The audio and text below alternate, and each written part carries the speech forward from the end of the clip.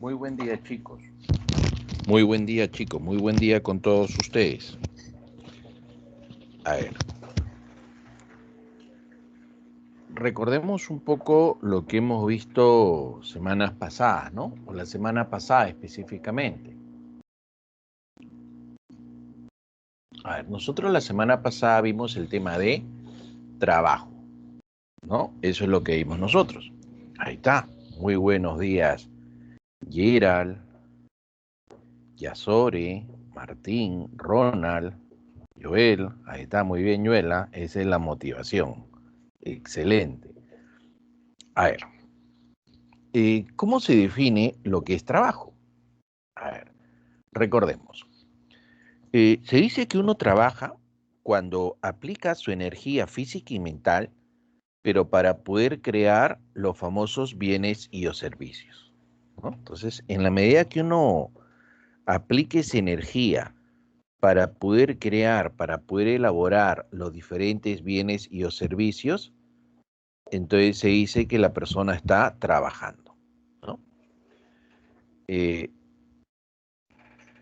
Si comparamos pues al profesor con el estudiante, ¿no? En el sentido de trabajar, ¿no? El profesor está aplicando su energía física y mental para generar un servicio educativo. Por lo tanto, el profesor estará trabajando. Mientras que el estudiante está aplicando su energía física y mental, pero para poder satisfacer su necesidad, que es la de incrementar sus conocimientos. Entonces, el estudiante lo que está en realidad haciendo es una actividad de consumo. Ah, ¿esa es la diferencia, profesor? Sí, esa es la diferencia entre lo que es el trabajo y lo que es el consumo. Ah. Ahora, dentro de este trabajo, encontramos pues lo que se llama la oferta de trabajo y la demanda de trabajo. Decimos que la oferta de trabajo significa la venta de trabajo, ¿no? Entonces, aquel que está ofertando trabajo significa que está vendiendo trabajo, ¿no? Aumentó la oferta de trabajo. ¿Qué significa eso? Cuando dice que aumenta la oferta de trabajo, significa que aumenta el número de personas que están buscando trabajo. Y eso, cuando pasa eso, cuando aumenta la oferta de trabajo, significa que encontramos a bastantes personas que están buscando trabajo, que están dispuestas a trabajar. Entonces, esa situación del aumento de la oferta de trabajo va a presionar a que los salarios se reduzcan. ¿Ya? Recuerda que el salario es el precio del trabajo. Entonces, al aumentar la oferta de trabajo, hay más personas buscando trabajo y al existir más personas buscando trabajo, eso va a hacer que el precio del trabajo, llamado salario, se reduzca. ¿Qué es lo que está pasando en el Perú, ¿no? Y en el mundo, ¿no? Porque se está atravesando un fenómeno llamado la recesión. Entonces, una recesión muy grande, ¿no? Que según el Fondo Monetario Internacional, el Perú es la economía latinoamericana que más está golpeada, ¿no? Teniendo una caída de 13.8% del PBI, una caída descomunal, o sea, menos 13.8% del PBI es mucho. Entonces, la cantidad de personas que han perdido su empleo ahora pues, son miles, ¿ya? Son miles de personas que han perdido su empleo. Es un problema grave, gravísimo. ¿Ya? Entonces, en este momento hay un montón de personas que ya están buscando trabajo. ¿Ya? Hay un montón de personas que están buscando trabajo, hay una necesidad. Ahora, esto se puede expandir al sector agrícola, que es una situación que está generando temor en el mundo, o sea, porque no solamente es Perú, es a nivel mundial. Entonces, ya han instado a los gobiernos a que presten bastante atención a la producción agrícola, porque si eso se ve afectado, entonces el mundo podría estar atravesando por una hambruna, ¿no? Entonces, eso es lo que preocupa, ¿no? Y me imagino pues que ya se están dando las medidas para no, que la agricultura no se vea afectada, porque a esto se le suma pues los problemas que están habiendo en Centroamérica, ¿no? Problemas ambientales, que ya hay bastante producción agrícola que se ha perdido, ¿ya? Bien. Ahora pasemos al otro bando, el bando de la demanda de trabajo. La demanda de trabajo significa compra de trabajo. Entonces, ¿quién es el que compra trabajo? ¿Quién es el que demanda trabajo? El que compra trabajo, el que demanda trabajo, vienen a ser las empresas. Las empresas requieren trabajadores. ¿Y por qué las empresas requieren trabajadores? ¿Ah?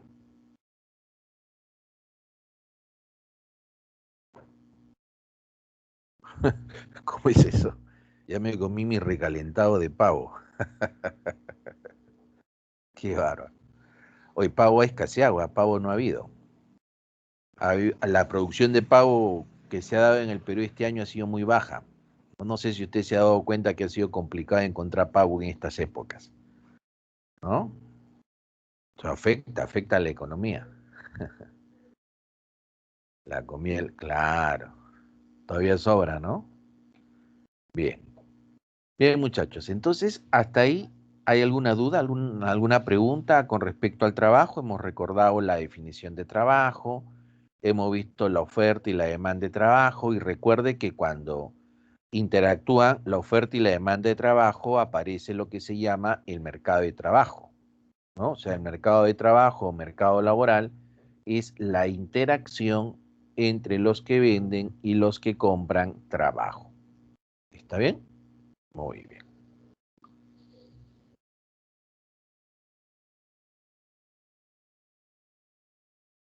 Ahora, hoy ya nos toca hablar del tema capital, pero el capital se representa primero con la letra K, ¿ya? Capital se representa con la letra K, ¿ya? Para evitar confundirlo con otros términos, ¿no? Por ejemplo, tú dirás, profe, pero capital no se escribe con K, se escribe con C. Sí, lo que ocurre es que generalmente utilizamos la C para hacer referencia al consumo, ¿no? Entonces, para que no exista problemas, al capital le ponemos una K, ¿no? Y este capital lo vamos a expresar desde el punto de vista económico, ¿ya? Porque hay diferentes tipos de capital, ¿ya? Hay diferentes tipos de capital. Entonces, nosotros acá estamos haciendo referencia de forma exclusiva al capital en términos económicos. Y este capital viene a ser un objeto, viene a ser un bien. Un objeto, un bien que va a ser utilizado para poder producir nuevos bienes y o servicios. ¿Ya? De esa manera vamos a definir el capital. Bien usado por las empresas para poder producir nuevos bienes y o servicios.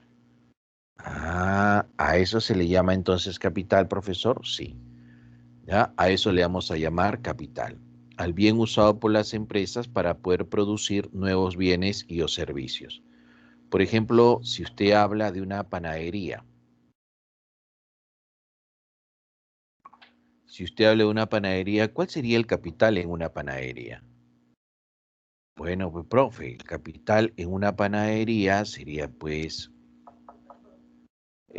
la harina, exacto, Juan, la levadura, ¿no? Eh, el horno, la batidora, las mesas, a todo eso se le llamaría capital. Ah, el gas, claro, la energía eléctrica que también se utiliza, todo eso sería capital. Ah, ya, profesor. Todo eso de ahí sería capital, entonces, claro que sí. Todo eso de ahí sería capital. Ah. Profesor, y en una academia, la Academia Pitágoras, pero la tradicional, la del espacio físico, ¿cuál sería el capital? El capital sería la infraestructura, las carpetas, la pizarra, ¿no? Todo eso de ahí sería capital. Así es, Gerald, muy bien, ¿no? La pizarra, las tizas, la regla, la mota, ¿no? Ah, todo eso, profesor, claro.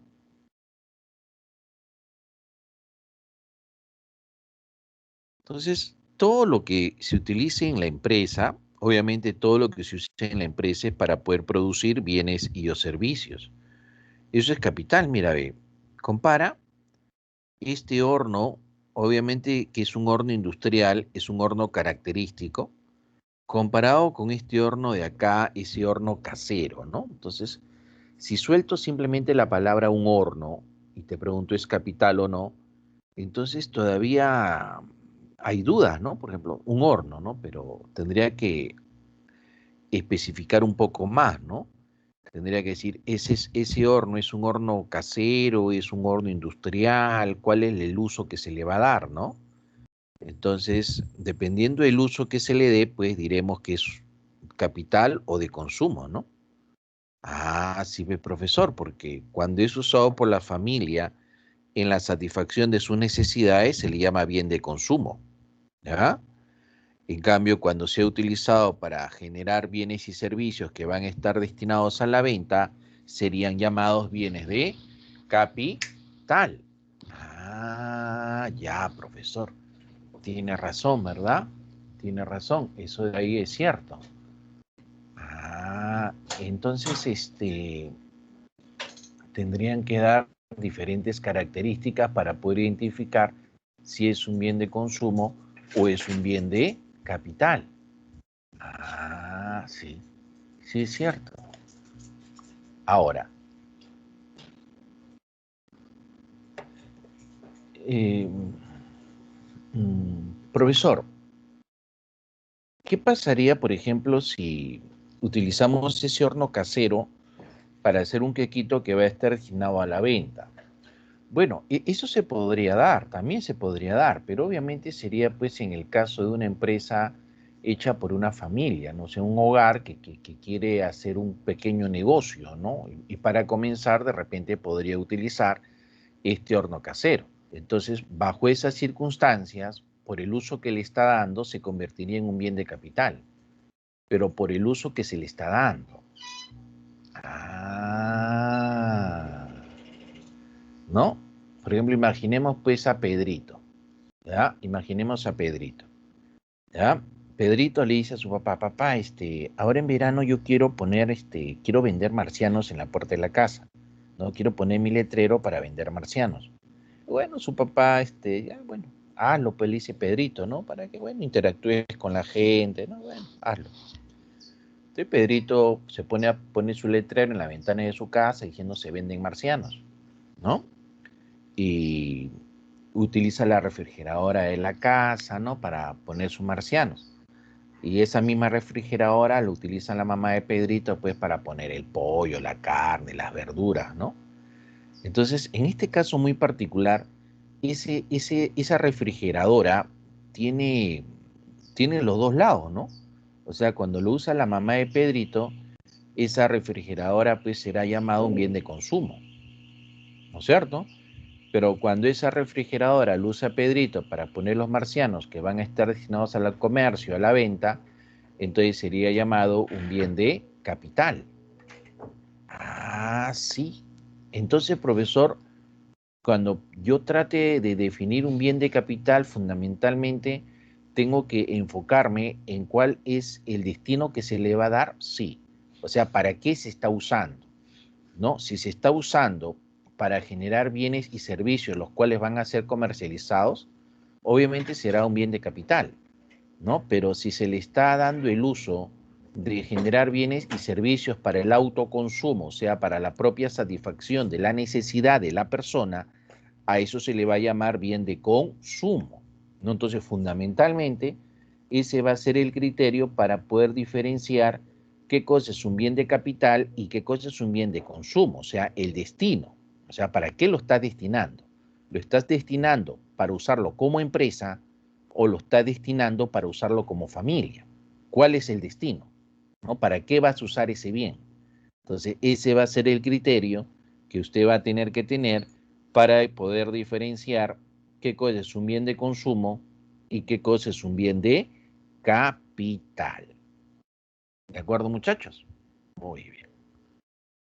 Ahora,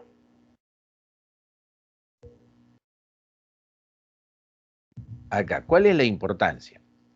Primero, el capital nos ayuda a incrementar la productividad del trabajador. ¿Por qué razón? Mira, productividad significa eficiencia. Eso significa productividad, eficiencia, ¿no? Entonces, cuando dice incrementa la productividad del trabajador, significa que va a incrementar la eficiencia, el rendimiento del trabajador. ¿Por qué? Porque ese capital que esté expresado a través de una maquinaria, esa maquinaria va a hacer que la persona pueda rendir más, ¿no? Usted, por ejemplo, que es, algunas veces entra al Face, usted habrá visto, pues, videos sobre, sobre la producción agrícola, por ejemplo, ¿no? Hoy en día hay maquinarias que ya te cosechan solo, ¿no? O sea, simplemente tienes una persona que maneja una especie de camioncito, de tractorcito, ¿no? Y esa máquina, pues, al toque está cosechando todo. Y lo cosecha a una velocidad, pues, bastante impresionante, ¿no? Bastante impresionante, en la cual si esa máquina no la tuvieras, tú tendrías que estar usando pues como 5, 10, 20 trabajadores, ¿no? Pero al poner solo la máquina, ¿no? La máquina obvia a que usted contrate a tantas personas y con tan solo un trabajador, usted podría pues producir lo que hacen de repente 20 trabajadores, ¿no? Entonces definitivamente esa máquina ayuda pues a que el trabajador pueda incrementar su rendimiento, que el trabajador tenga mayor grado de productividad. ¿Está bien? También, aparte de incrementar la productividad, ahorra esfuerzo humano. ¿Por qué te dicen que ahorra esfuerzo humano? Porque lo hace la máquina, pues, o sea, mientras la máquina lo está usando, el ser humano se va a descansar, ¿no? Eso significa que ahorra esfuerzo humano.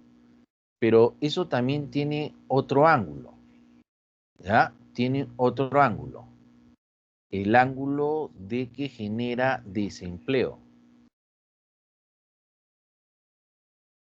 Este desempleo es un desplazamiento, pues, ¿no? O sea, tú pones a la máquina y la máquina lo hace y eso hace que el trabajador quede desempleado.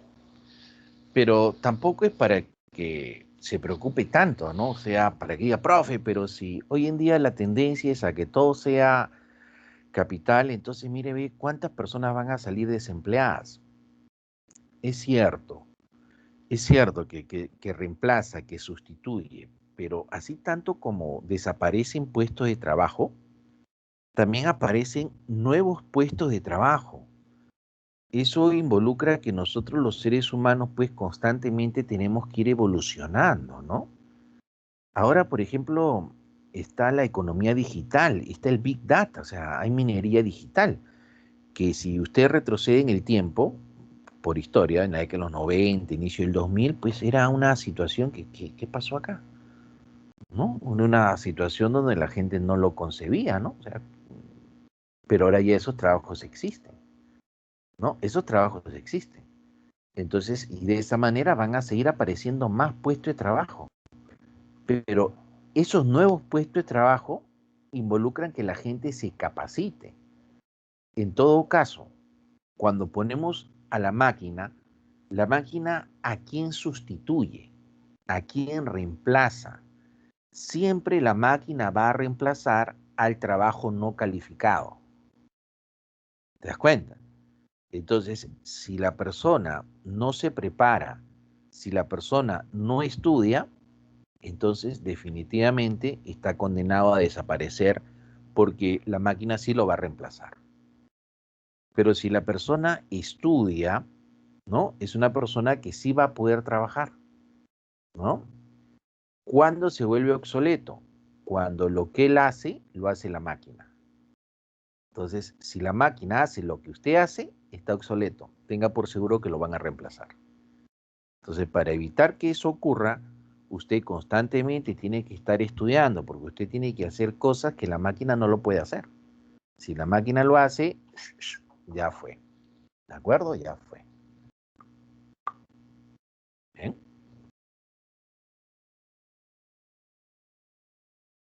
Excelente, Manuel. O sea, uno tiene que estudiar efectivamente para evitar ese famoso desempleo de tipo estructural, el cambio tecnológico. ¿Ya?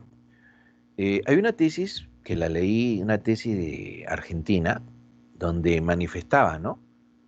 Recuerde que tenemos sectores productivos, ¿no? Sector primario, secundario y sector terciario. Tres sectores productivos. ¿Está bien? 3 sectores productivos. Entonces, en el sector primario, que es un sector extractivo, en este sector primario o sector extractivo, el uso es de mano de obra no calificada, básicamente, ¿no? Obviamente también se van a contratar profesionales en el sector primario, pero van a ser pues los ingenieros, los profesionales que dirigen, ¿no? Para el campo extractivo es básicamente trabajo no calificado. Es por eso que cuando en el sector primario hay una inyección de capital, esa inyección de capital hace, ¿ya? Hace que se genere mucho desempleo en el sector primario. En el sector primario, sinónimo de maquinaria, de capital, es sinónimo de desempleo. En el sector secundario no es tanto así, porque en el sector secundario necesitas, como es transformativo, necesitas por lo menos técnicos, ¿no? Entonces la máquina no lo suele reemplazar tanto, como si en el sector primario. Ah, ya, profesor.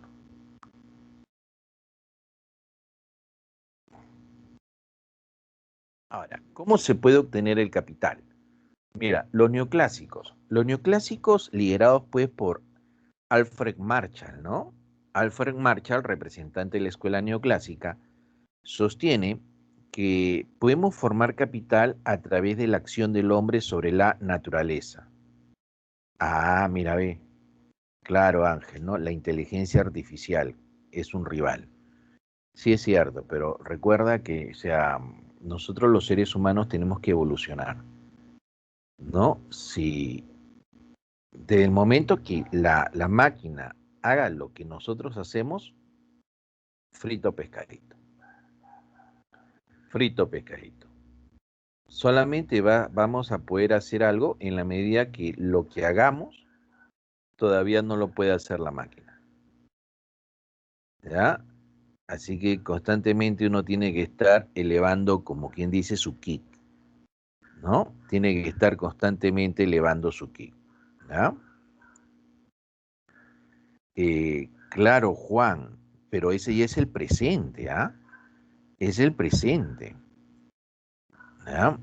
Ya, ya no es futuro, es presente. Recuerda que en el caso peruano, nosotros los peruanos todavía estamos un poquito, lejos de la tecnología. Acá en Sudamérica, los que están un poquito más desarrollados es Chile, Uruguay, Argentina, Brasil, ¿ah? En el Perú todavía estamos entrando. En el Perú, por ejemplo, con decirte que no hay una cobertura de internet total. O sea, hay zonas donde no tienen internet, ¿ya?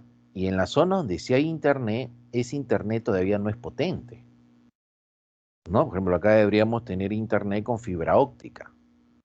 Y no hay, ¿verdad? Solamente en algunas empresas, porque es cara todavía.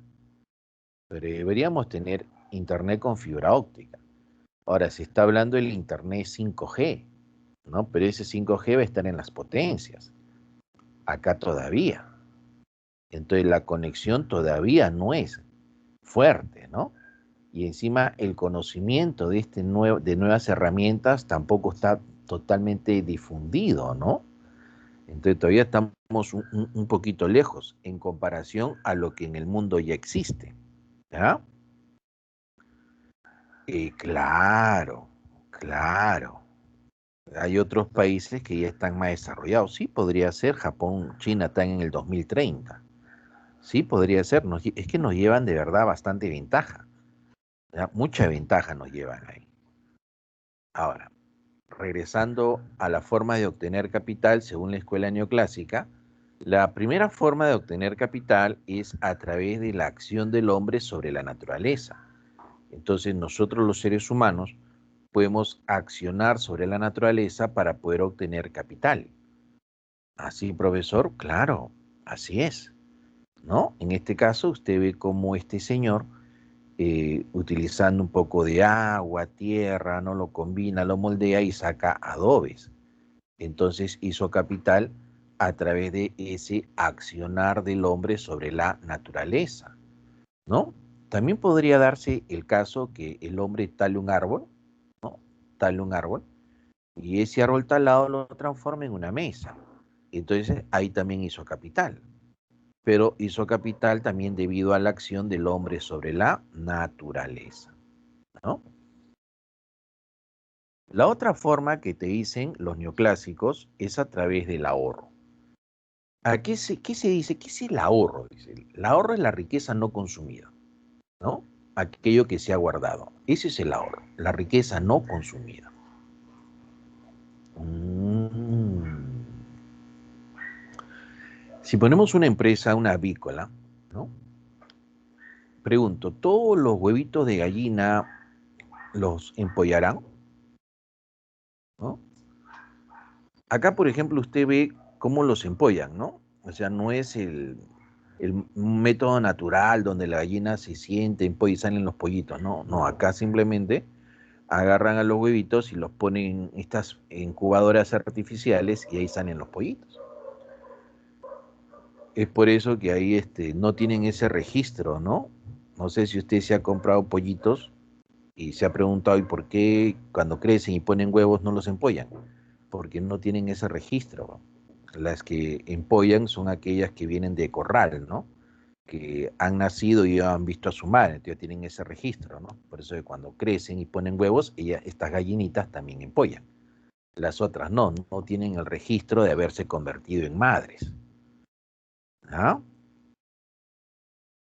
Así ha visto Juan Carlos.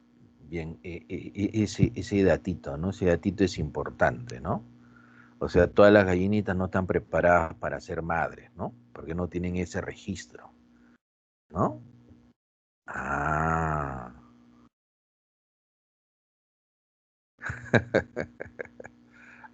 Ahora, entonces, todos estos huevitos eh, salen pollitos, ¿no? Pero hay otros huevos que sí los venden, lo cual significa que esta empresa avícola está ahorrando huevos. Profe, ¿cómo que está ahorrando huevitos de gallina? Lo que ocurre es que vende una parte y la otra parte los ahorra porque tiene que reproducir nuevos pollos para poder seguir repitiendo nuevamente el circuito. Entonces ahí está haciendo capital mediante el ahorro. ¿Ya? Ahí está haciendo capital mediante el ahorro. Ah, y la otra forma de hacer capital es a través del excedente de producción. ¿Qué cosa es el excedente de producción? El excedente de producción es la producción sobrante, aquella producción que va a exceder el consumo. Así, profesor, aquella producción que va a exceder el consumo, sí. Pero obviamente para poder tener este excedente de producción, tiene que incrementar su rendimiento. O sea, porque si no incrementas tu rendimiento, no vas a poder tener ese excedente de producción. Un ejemplo, una tribu que vivía a las orillas del mar. Entonces esta tribu se metía al mar y sacaba las especies marinas que necesitaba consumir. Entonces, como no tenía refrigeradora, simplemente tenía que sacar lo que consumía al día. Pero ellos también necesitan otras cosas, necesitan arroz, licor, ropa, y eso lo producen los pueblos vecinos. Entonces, el día que ellos van a intercambiar con estos pueblos vecinos, ellos tienen que meterse al mar e incrementar su rendimiento, sacar más especies marinas de lo que necesitan, ¿no? Entonces, es ahí donde ellos sacan más especies marinas de lo que necesitan, donde ellos estarían incrementando su productividad, donde ellos estarían incrementando su rendimiento, ¿no? Entonces, es ahí donde tienen su excedente de producción. Pero es la forma de hacer capital según la escuela neoclásica, ¿no? Una escuela liderada por quién? Por Alfred Marshall, ¿no? Alfred Marshall es el máximo representante de la escuela neoclásica. Ah, bien, profesor. Bien. Ahora, ¿cómo, cómo se hace el capital según la escuela socialista? Esta escuela socialista tiene como máximo exponente a Carlos Marx. Es por eso que al socialismo también se le llama marxismo. Se le llama marxismo por su máximo exponente, Carlos Marx. ¿Ya? Entonces, Carlos Marx te dice que el capital se forma de la siguiente manera. Hay una formación originaria del capital. ¿Formación originaria del capital? Sí. Carlos Marx dice que el origen de cómo se forma el capital es a través del uso de la fuerza. O sea que es un proceso violento. A ver, ahorita te respondo, Henry, ¿ya? Dame un segundo. Entonces, según la escuela socialista, es un proceso violento, sanguinario, que mediante el uso de la fuerza, el capital se concentra en pocas manos, ¿no? Estas imágenes, ¿no? La invasión a América. En esta invasión a América, mediante el uso de la fuerza y la violencia, quitaron el capital, ¿no es cierto? Ese capital se concentró en pocas manos. Entonces teníamos pocas personas que son los adinerados y la mayoría de las personas que son los desposeídos, ¿no? Pocas personas ricas y muchas personas pobres, porque a través de la violencia le quitaban sus propiedades. Entonces son las invasiones, el engaño, la estafa. Profesor, pero eso ocurrió cuando invadieron América. Hoy en día se sigue dando la acumulación originaria también. Hoy en día también se sigue dando la acumulación originaria, que es a través de la estafa, del engaño. ¿Ah? Entonces también se sigue dando la acumulación originaria de capital. Muy bien. Antes de pasar a la segunda forma, respondamos una preguntita, ¿no? Nos preguntan, ¿ese excedente se aplica si fueran productos perecibles? Ya. El excedente de producción se aplica para todo tipo de productos, ¿no? Para todo tipo de productos. Solo que como son productos perecibles, en este caso, su comercialización tendría que ser más rápida, ¿no? Tendría que ser más rápida. Por ejemplo, pongamos que tenemos una chacra y, no sé, pues producimos papa, ¿no es cierto? 3 hectáreas de pura papa, ¿no? Entonces, definitivamente, esas 3 hectáreas de producción en pura papa, que de repente son 3, 4 toneladas, no sé, sobrepasa a la cantidad que nosotros podemos consumir, ¿no? Porque ¿quién de nosotros podría solo o con la familia completa consumirse, pues, 3 hectáreas de producción de papas? O sea, no podríamos, ¿verdad? Nuestra capacidad no lo permitiría, o sea, imagínense. Entonces, toda esa producción que excede a lo que nosotros podamos consumir, a eso se llama el excedente de producción. Ah, entonces el excedente de producción sí se puede dar con productos perecibles. Claro, claro que sí, ¿no? Ahora, al darse esa situación, obviamente, pues como son productos perecibles, la comercialización de ese producto tiene que ser más rápido, ¿no? Bien. Ahora, volvamos a la obtención de capital según la escuela socialista, ¿no? Tenemos acá una acumulación originaria que les comentaba que era un proceso violento, un proceso sanguinario, donde de esa manera, tras el uso de la fuerza, la violencia, el engaño, el capital se concentra en pocas manos. Entonces vamos a tener pocas personas que ya son los adinerados y la mayoría que son los desposeídos, al cual se les ha quitado todo. ¿Ah? Entonces una vez que ocurre eso, dicen, ¿no? Ya le hemos quitado todo. Ya no tienen nada. ¿Para qué sirve? ¿Qué más le podríamos quitar? Dicen, todavía podemos quitarle algo. Y lo que le podemos quitar es su energía. Es lo que pueden quitar. Entonces viene ahora lo que es la acumulación de plusvalía. Claro, Ángel. La acumulación originaria también, claro, una expropiación de productores, claro que sí. Es el origen, así es también. Ahora, en la acumulación de plusvalía, la plusvalía, este señor es Carlos Mar, el cabezón barbado, ¿no? Brillante académicamente. La plusvalía es el tiempo de trabajo no remunerado. Así es, Gerald. La plusvalía es el tiempo de trabajo no remunerado. Por ejemplo, le dicen a la persona, ¿no? Oiga, trabaje usted para mí, le voy a pagar 300 soles al día. Entonces la persona dice, ah, muy bien, me va a pagar 300 soles al día, perfecto, acepto trabajar para usted. Pero lo que no sabe esta persona es que va a producir 1000 soles al día, pero de esos 1000 soles que él produce al día, solo le pagan 300 soles. Entonces, la diferencia es lo que se queda el empresario.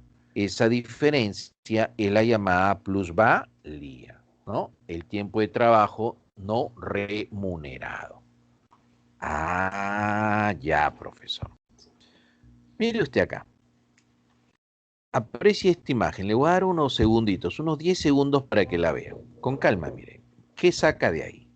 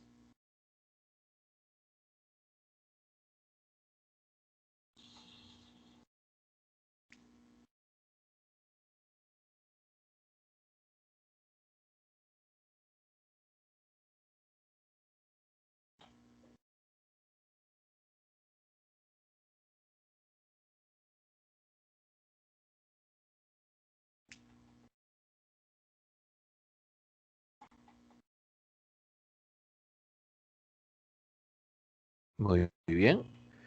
¿Se dio cuenta? ¿Lo pudo observar? A ver,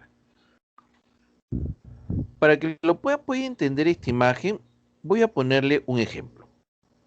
Un ejemplo de camisas. ¿Ah?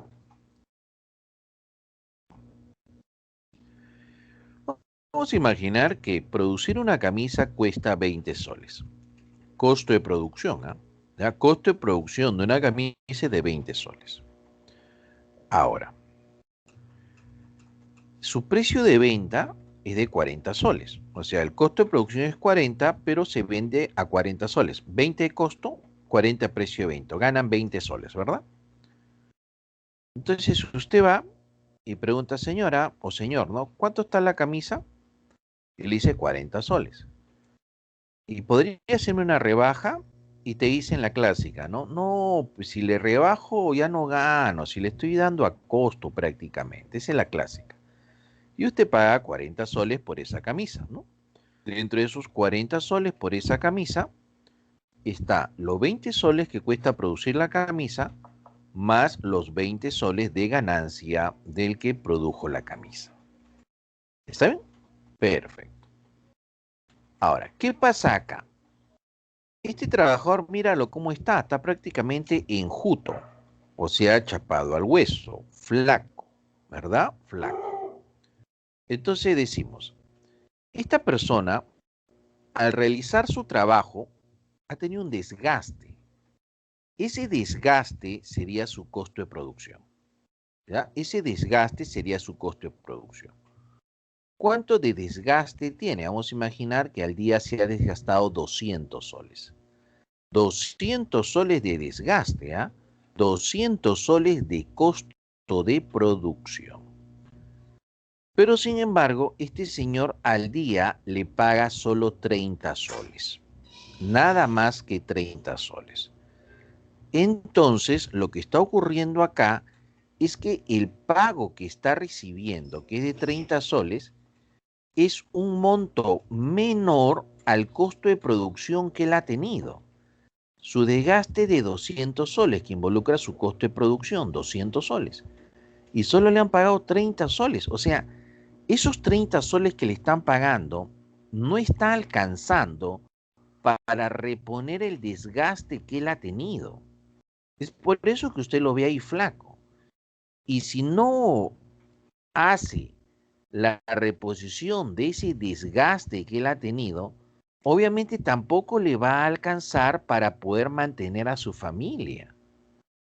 Es por eso que están condenando a estos chicos a una mala alimentación y por lo tanto a repetir la pobreza. Y ojo, no se le está reconociendo el desgaste que él tiene y obviamente ya ni hablar de la ganancia, ¿no? La camisa entonces tiene mejor trato que el propio trabajo. Es sorprendente, ¿ah? Esa camisa tiene mejor trato que el trabajo, ¿no? ¿Por qué? Porque la camisa tiene un costo de producción de 20 soles, pero sin embargo la camisa se vende en 40.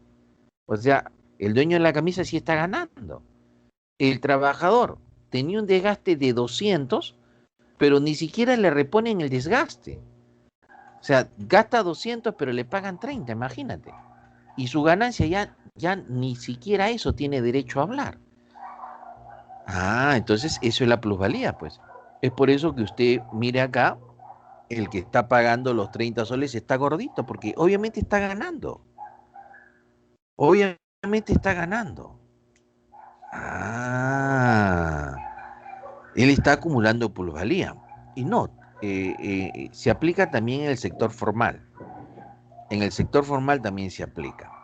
¿Ya? Es que de esa manera, acumulando plusvalía, el capitalista gana más. Ahora, en el informal es más dramático, ¿no? En el informal es más dramático. O sea, el que hace empresa, el empresario es un personaje que asume riesgos, que tiene que tener plata para invertir, ¿no? Entonces, pone una empresa, invierte, el empresario formal invierte y no tiene ganancias, pero él igual sigue pagando su salario a la gente, ¿no? En cambio, en el informal, este empresario informal quiere hacer plata sin pagarle a nadie. O sea, él quiere hacer plata sin aportar dinero. Él quiere hacer plata haciendo que los demás trabajen para él, que es más cruel, ¿no? O sea, en la informalidad la plusvalía es más cruel que en el sector formal, pero también en el sector formal hay plusvalía. Ya.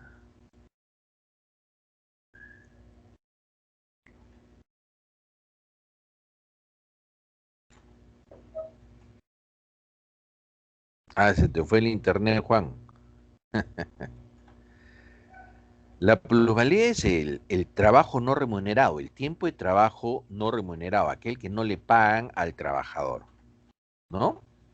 Entonces, es por eso que puse esta imagen, pues, ¿no? O sea, al no contribuirle con todo su desgaste, pues mira, ve cómo está el trabajador, ¿no? Ahora ustedes preguntarán, ¿no? Pero ¿para qué acepta? ¿Para qué acepta, no? O sea, si le están pagando menos, entonces que no acepte, ¿no? Lo que pasa, uno, es que él desconoce cuánto está desgastando de energía. Desconoce, ¿no? Y otro factor es que obviamente tiene necesidad. Entonces, esa necesidad lo obliga a él a aceptar esa explotación, ¿no? ¿Estamos bien? Entonces, eso es lo que dice Carlos Mar. Ahora, recuerda que Carlos Mar, cuando dice, ahí se da la formación de capital, de esa manera atrae la acumulación originaria y la acumulación de plusvalía, eso es una crítica al sistema capitalista. Dice, en el sistema capitalista el capital se forma de esa manera. ¿Ya?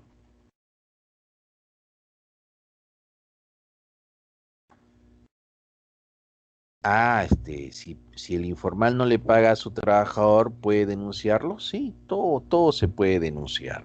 Claro que sí. ¿no? Solo que va a ser un poco más difícil demostrar que es su trabajador porque está en la informalidad, no hay registros. Pero obviamente sí se puede hacer con testigos, por ejemplo, ¿no? Ahora es un proceso bastante engorroso. Ahora, la informalidad no vayan a pensar que es un problema exclusivo del Perú, ¿ah?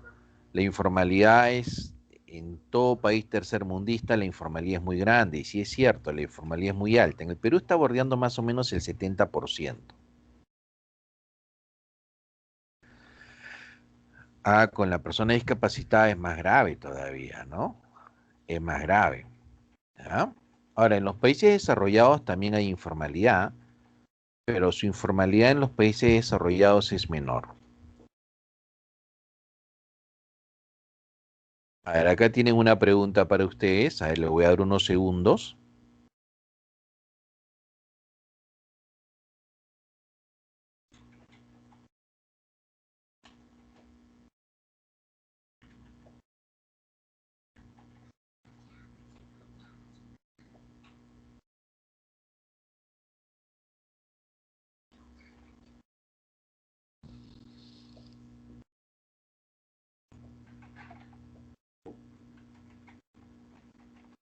Muy bien, ya están dando respuesta. A ver, dice, la acumulación de capital según los teóricos de la escuela socialista, ¿no? Recuerda que los socialistas están dirigidos por Carlos Marx, ¿no? Y para los socialistas el capital se puede formar de dos maneras, ¿no? A través de la acumulación originaria de capital y la acumulación de plusvalía. Esas son las dos formas por las cuales se forma el capital, ¿no? Entonces, en este caso, la respuesta, como bien han dicho ustedes, está a través de la acumulación de plusvalía, ¿ya? Recuerda que la plusvalía es el tipo de trabajo no remunerado, ¿ya? Ah. Ahora, hay variantes también de la plusvalía. Bueno, solamente lo menciono porque eso no está en tu prospecto, ¿no? O sea, sí, solamente es mencionarlo, ¿no? Hay plusvalía absoluta, plusvalía relativa y plusvalía extraordinaria. Solo en mención, ¿no? Repito, ¿ah? Plusvalía absoluta, plusvalía relativa y plusvalía extraordinaria, ¿no? O sea, son formas, ¿no? Tipo de plusvalía. Acá, ¿cómo se clasifica el capital? Ahí está.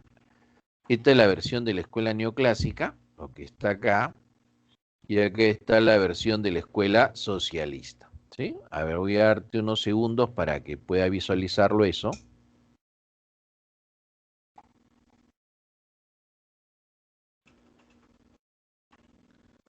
15 segundos, ¿ya? Míralo con detalle, por favor.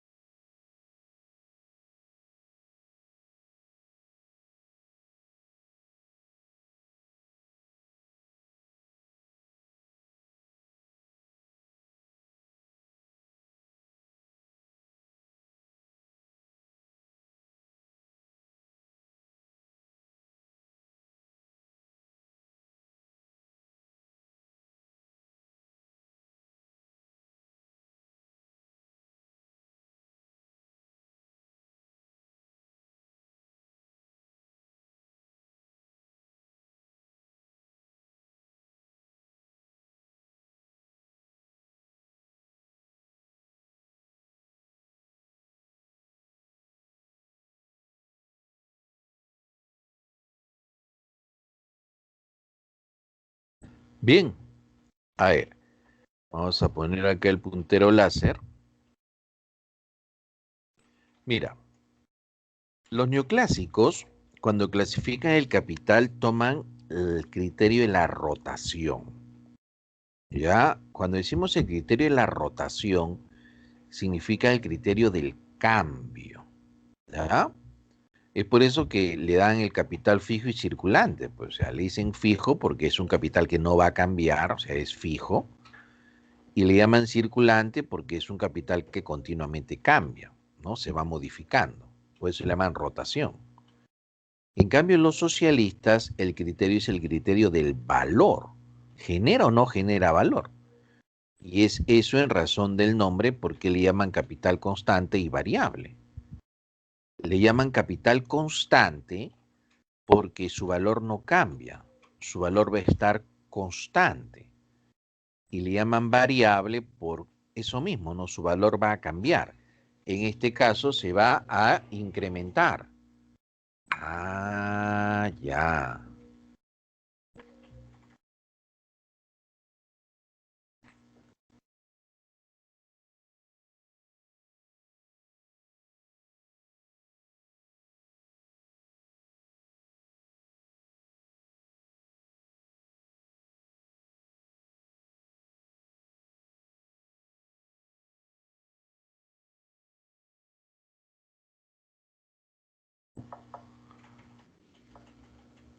A ver. Sí, de casualidad machuqué dejar de compartir. A ver. Entonces, comencemos acá, ¿no? Los neoclásicos. Los neoclásicos, el criterio de la rotación. Y comencemos con el capital fijo.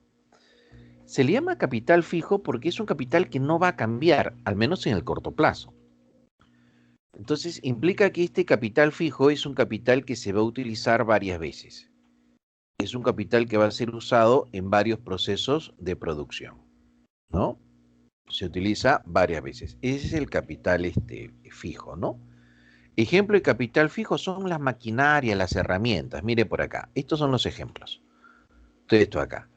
Herramientas, maquinarias, a eso se le llama capital fijo. Ah, y es el capital fijo, chicos, aquel capital que sufre depreciación. La depreciación es el desgaste que enfrenta el capital fijo, ese desgaste que es producto del uso, ¿no? El continuo uso hace que las maquinarias, las herramientas, es decir, el capital fijo se vaya desgastando. Ese desgaste se llama depreciación, ¿sí? Ah, profe García. El uso del capital fijo es el único factor que motiva la depreciación. No.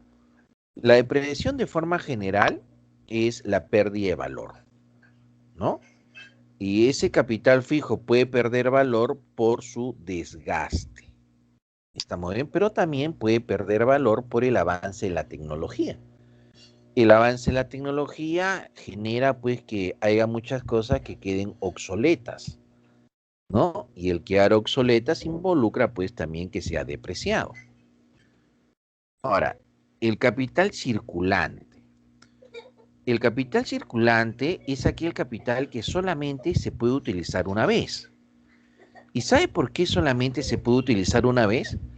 Porque este tipo de capital se va a incorporar completamente al producto final, ¿no?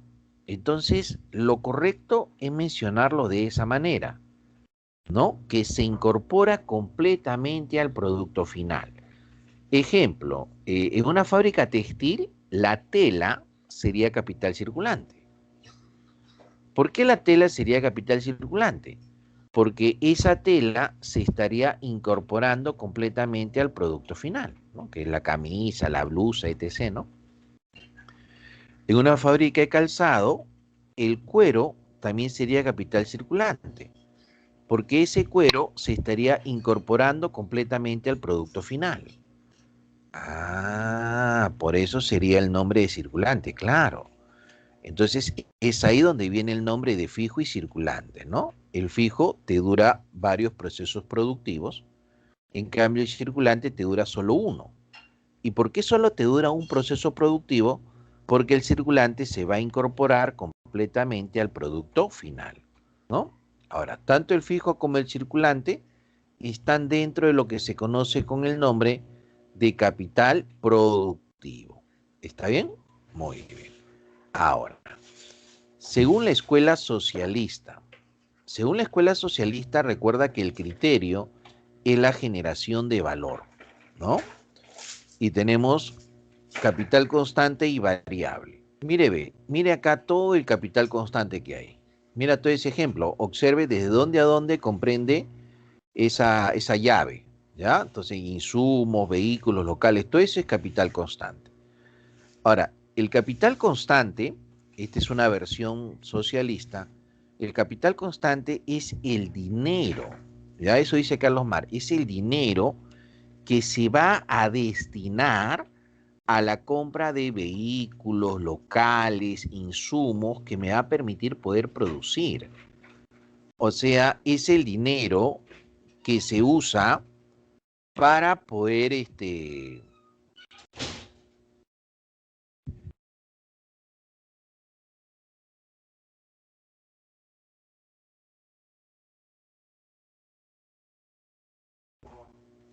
arriba. Entonces, es el dinero que se usa para comprar los medios de producción. ¿Ah? Ah, ya, para la compra de medios de producción. Así es.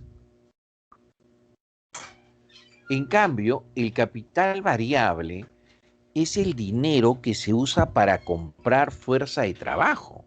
Entonces, no hay que pensar que la fuerza de trabajo es el capital, no. El capital variable es el salario, porque con el salario se compra la fuerza de trabajo. Ah, claro, ¿no? Y es este salario que te permite comprar la fuerza de trabajo la que te va a generar valor. Recuerde usted, recuerde usted el caso del, vamos a retroceder la imagen mejor. Ahí está.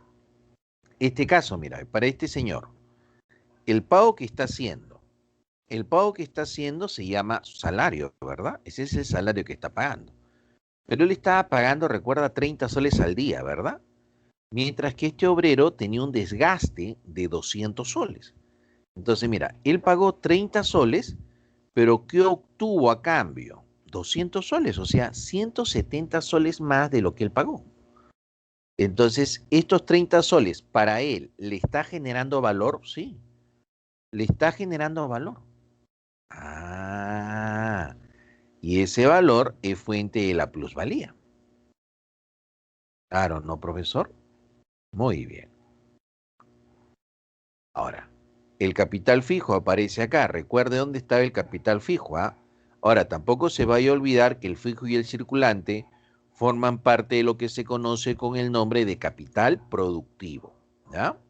Entonces acá, este capital fijo es aquel capital que se va a usar en varios procesos de producción que se va a ir depreciando poco a poco. Esa depreciación es el desgaste, ¿ya? El desgaste que tiene el capital fijo, ¿ya?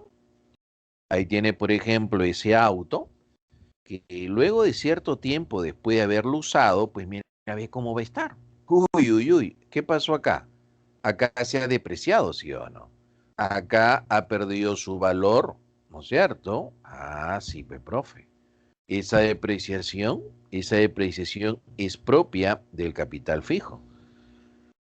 La casa, por ejemplo, ¿no? Usted construye su casa y obviamente su casa conforme pase el tiempo se va a ir depreciando, o sea, su casa va a ir perdiendo valor. Ah, sí, pues, profe, va a ir perdiendo valor. Pero, profe, si la casa va perdiendo valor, ¿por qué en el tiempo no dicen que la casa gana valor? No, lo que ocurre que gana valor es el terreno. El terreno gana valor, pero la infraestructura se deprecia.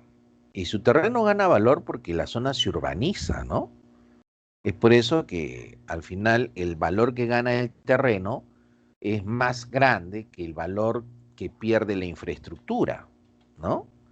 Por ejemplo, si usted se compra de repente una casa, digamos, en San Isidro, una casa que tiene una antigüedad de 40 años, ¿no?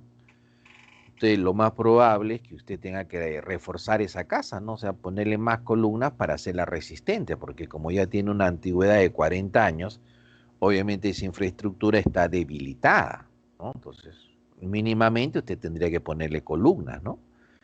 Óptimamente usted tendría que destruirla y construir de nuevo. ¿Se da cuenta? ¿Por qué? Porque esa infraestructura ya está depreciada. Ah. Ahora, acá hay otra pregunta que va a ser rápidamente respondida por ustedes, ¿ah? A ver, vamos a ver.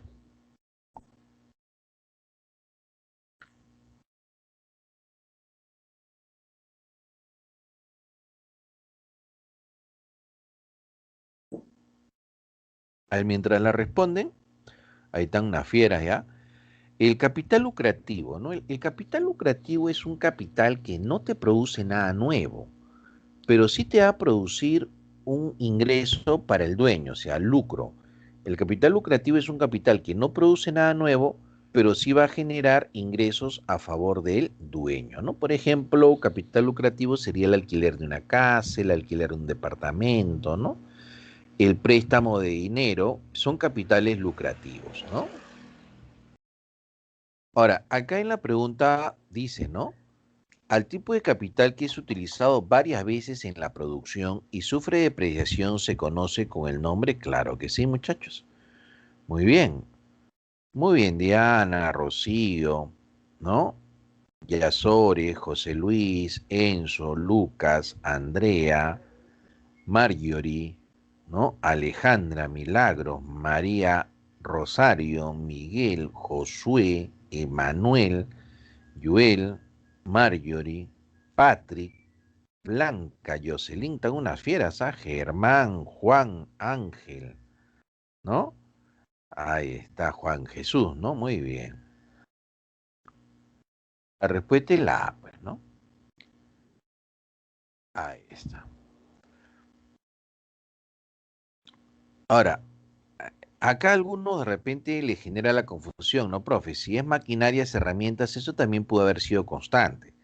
Claro, ¿no? Pero lo que pasa es que el constante también agarra los insumos, porque recuerda que el constante es el dinero que se destina a la compra de todos los medios de producción. Y los medios de producción pues son herramientas, maquinarias, insumos que nos permiten poder producir. Ah, en cambio el capital fijo encaja perfectamente, ¿no? Encaja perfectamente a la pregunta que nos están dando. Ah, ahora, el circulante. El circulante es un capital que solamente lo podemos usar una sola vez. Profe, ¿y por qué? ¿Por qué solo una sola vez? Porque el capital circulante se va a incorporar completamente al producto final. Entonces, si se incorpora completamente al producto final, entonces solamente nos va a durar una sola vez. Y nada más que una sola vez, ya que se incorpora completamente al producto final, ¿no? Ejemplo, los insumos, pues como es el caso de la harina, las tizas, el cuero, ¿no? Esta especie de cincel no, pues obviamente, ¿no? Este cincel sería capital fijo, ¿no? Este martillo de madera también sería capital fijo, ¿no?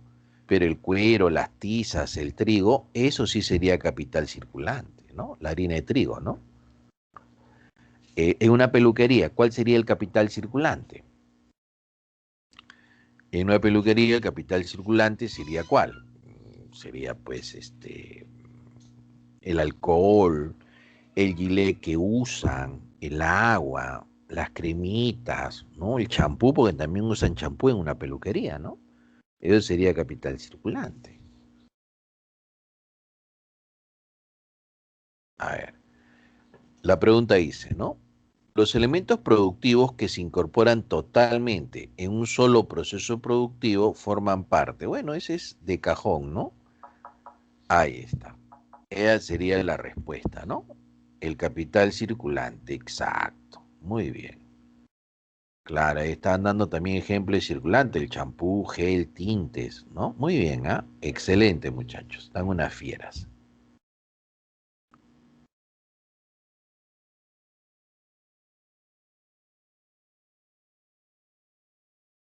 Ahora, nos vamos a los socialistas, ¿no? Los socialistas hablan de un capital constante y variable, ¿no?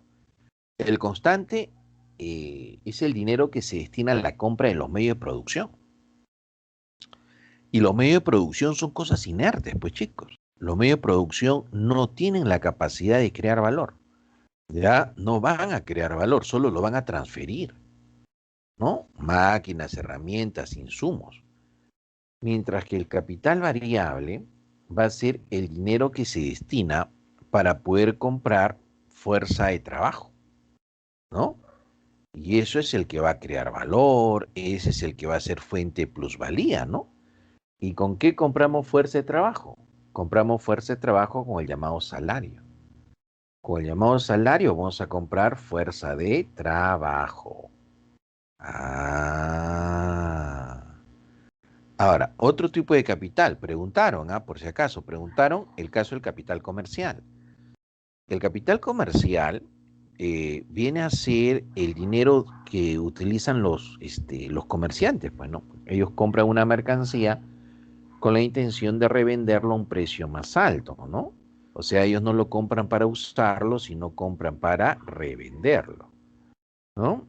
Y esa situación está bien en la medida que cobren por su trabajo, ¿no? Porque ya cuando pasa al campo de la especulación, ya eso es terrible, ¿no? Es muy terrible, ¿no? Porque la especulación es comprar con la intención de revenderlo a un precio más alto, ¿no? Entonces el comerciante debe cobrar por su trabajo, ¿no? Que es compra un producto a un precio tanto y lo traslada a los otros puntos de venta y lo va a vender a un precio obviamente más alto, ¿no?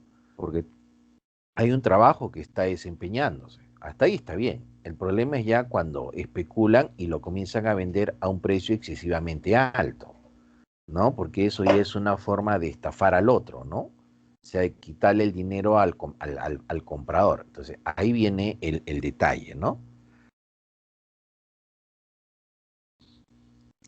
A ver, después viene el capital industrial, el capital bancario. La fusión de estos dos capitales, el capital de las industrias y el capital de los bancos, la fusión de esos dos capitales se llama capital financiero. Y el que tiene capital financiero, pues es el que domina un país, ¿no? Porque el que tiene capital financiero tiene a la vez industrias y bancos. Y aquel que tiene industrias y bancos prácticamente es el que domina el país, pues, ¿no? Está encima incluso del propio gobierno. Hoy en día, cuando se habla de la globalización es la expansión del mercado en el planeta, ¿no? Esa es la esencia pura del capitalismo, mercado, ¿no? Y en ese mercado predomina el más poderoso, el que tiene más dinero, ¿ya? ¿Cómo se llama la retribución al capital? La retribución al capital se llama interés, ¿ya? Interés. Y esto es en base a la teoría del costo de oportunidad. ¿Qué cosa es el costo de oportunidad? Cuando se habla de un costo de oportunidad, se habla de un sacrificio. El costo de oportunidad es lo que se deja de hacer. A eso se llama costo de oportunidad. Lo que uno deja de hacer, ¿no? Entonces, si usted tiene un dinero, ese dinero usted lo puede prestar.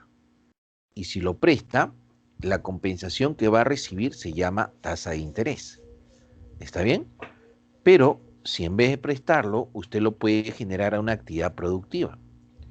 Y esa actividad productiva le debe generar un equivalente, el equivalente a la tasa de interés. ¿Estamos bien? Es por eso que la retribución al pago al factor capital se va a conocer con el nombre de tasa de interés. ¿En base a qué? A la teoría del costo de oportunidad. Bien, a ver, acá rapidito. Cuando hablamos de una empresa, estamos hablando de quién. Cuando hablamos de una empresa, estamos hablando de una unidad económica encargada de poder producir bienes y servicios. Pero para que esto ocurra, esta empresa debe combinar adecuadamente a los factores clásicos de producción.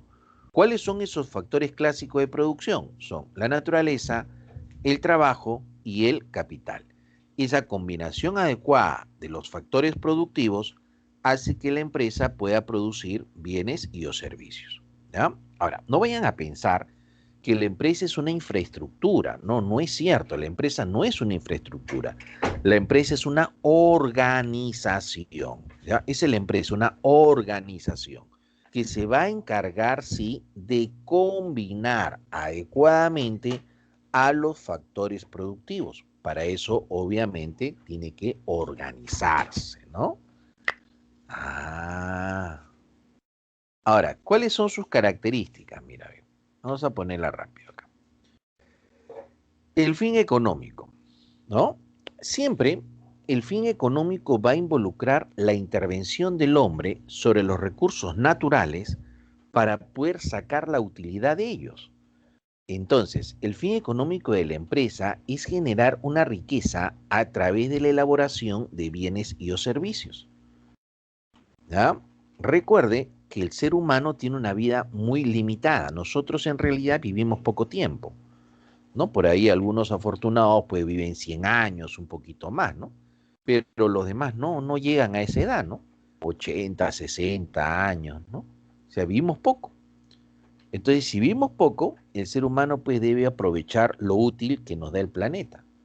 Entonces, para aprovechar lo útil que nos da el planeta, interviene pues el hombre con su trabajo y la empresa organizando. Entonces, el fin económico va por ese lado, por la extracción de la utilidad del planeta, ¿no? Y eso lo hacemos a través de la generación de bienes y servicios que van a ser útiles para todos nosotros. Ese es el fin económico. El fin mercantil es que esa producción que se ha hecho no está destinada al autoconsumo. Esa producción que se ha hecho está destinada para que se pueda comercializar, para que se pueda vender. ¿Te das cuenta? Ese es el fin mercantil. Y el fin lucrativo es que ese producto se va a vender, pero no vender por vender, sino que ese producto debe generar la mayor utilidad posible.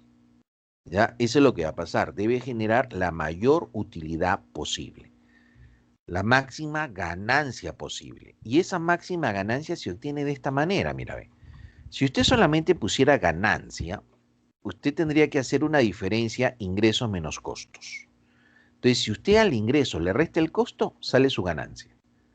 Pero como usted quiere la máxima ganancia posible, usted tiene que hacer que sus ingresos sean lo más grande posible y que sus costos sean lo más chiquito posible. El hecho que sus costos sean lo más pequeño posible no significa que usted va a comprar tonterías. No va a comprar tonterías, sino usted tiene que saber comprar para de esa manera poder reducir sus costos. ¿Ya? Muy bien. A ver, vayamos acá a las preguntas.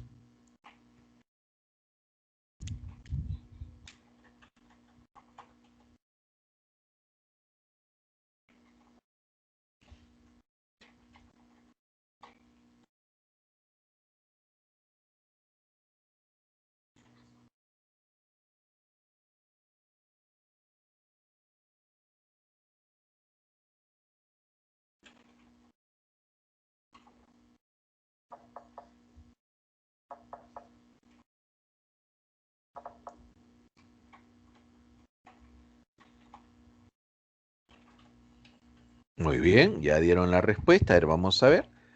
Dice acá, Gustavo Tristez es un destacado cocinero de comida marina que gracias a su gran ingenio montó su picantería llamada El Pejerrey Picante, inaugurando al principio con 4 mesas para sus comensales y luego accedió a un crédito para ampliar su negocio. ¿Cómo se llama el pago adicional que realiza Álvaro por el préstamo recibido? Y claro que sí, ¿no? Una tasa de interés, ¿no? Tasa de interés. 2. A ver, también ya han dado respuesta en la 2. A ver, vamos a ver. Dice acá. Factor productivo asociado al desarrollo económico sostenible que se expresa como la capacidad que tienen las personas para desarrollar su trabajo y cuya habilidad depende a su vez de otros factores como la alimentación, salud física y mental, nivel educativo, escolar y superior. Se denomina, claro que sí, muchachos. Eso es el llamado capital humano, ¿no? El conocimiento, ¿no? Ese conocimiento que del Perú debe haber una revolución educativa, porque acá en el Perú solamente se enseña para asimilar conocimientos, pero no se enseña para aplicarlos. Entonces ahí estamos fallando, ¿no? O sea, hay que aplicar lo que se aprende. A ver, pregunta número 3. Dice, al tipo de capital que es utilizado varias veces en la producción y sufre depreciación se le conoce con el nombre de fijo, ¿verdad? Ahí está. Fijo, muy bien. Siguiente pregunta.